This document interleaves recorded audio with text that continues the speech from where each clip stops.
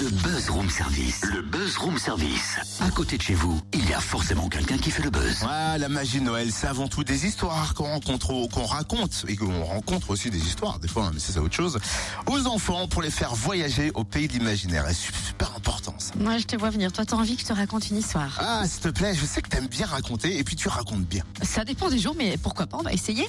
Il était une fois un pingouin de l'Arctique qui s'appelait Atticus et qui, las du climat de sa terre natale, décida d'émigrer à Los Angeles, en Californie. Ce qui l'agaçait le plus au monde, c'était le froid. Il rêvait de devenir doublure de cinéma dans les scènes d'action. Et depuis qu'il avait vu la tour infernale dans les scènes d'incendie. Mais pour le moment, il avait uniquement décroché un emploi de livreur de fleurs. Attends, petite minute là, je connais pas du tout cette histoire.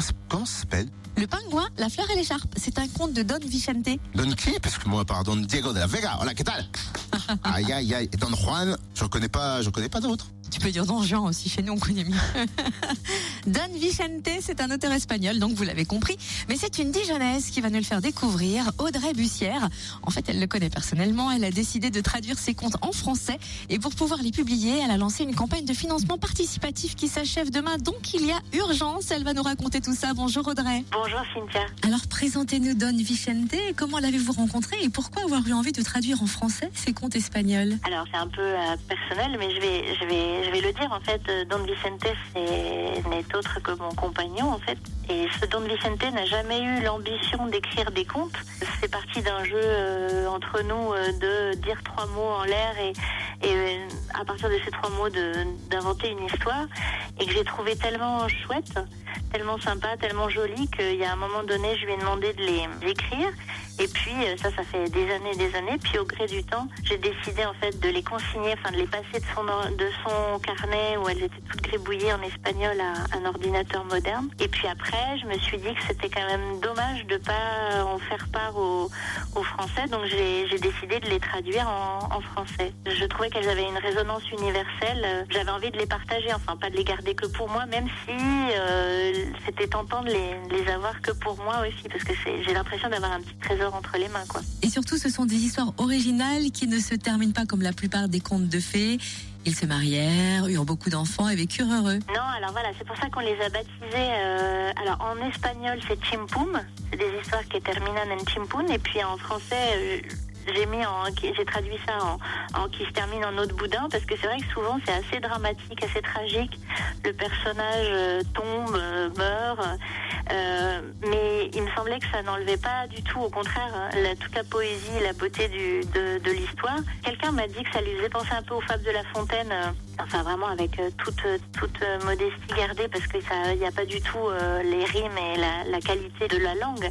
Mais c'est vrai que les personnages sont souvent des animaux à qui il arrive des choses un peu absurdes. Et du coup, les fins qui se terminent en eau de boudin collent bien avec la poésie des personnages, leur absurdité, leur bêtise des fois, voilà. Donc c'est des histoires originales, avec une fin originale souvent, oui. On me parle souvent de contes d'enfants, elles ont un côté enfantin, juvénile, mais en fait moi je pense qu'elles s'adressent à tout public. Je dirais même peut-être principalement aux adultes, mais à mon avis, moi j'ai l'intention de le lire à notre enfant d'ailleurs qui est hispano-français. Donc ces contes s'adressent autant aux petits qu'aux grands, hein, et pour qu'ils puissent voir le jour, vous avez lancé une campagne de financement participatif sur KissKissBankBank. Il ne reste plus qu'1 jour et demi, je crois bien, pour participer. Oui, quelques heures pour participer en fait, parce que comme c'est quelque chose qui s'est fait alors avec le plus de professionnalisme possible, mais avec les moyens du bord, à côté de nos vies de parents et de banquiers et de salariés, ça s'est fait avec les moyens du bord et il en manque.